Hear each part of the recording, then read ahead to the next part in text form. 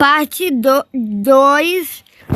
Sobrevivendo 99 noites na floresta. 99 noites na floresta, mas eu não posso usar fogueira. Ai, gente, eu ia me esquecendo. O cego não ataca na primeira noite. Então eu posso pegar comida. Posso matar os coelhos pra ver se algum dropa pé de coelho. Consegui uma comida já no início.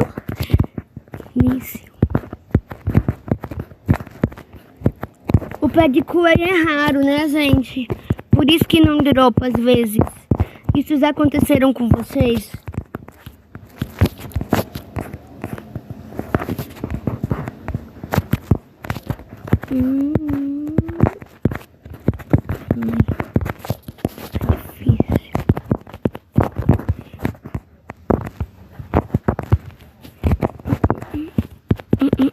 Eu vou deixar aqui minha comida.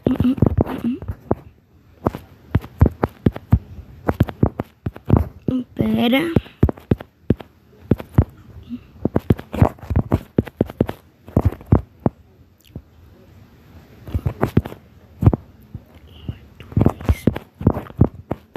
Ai, meu Deus.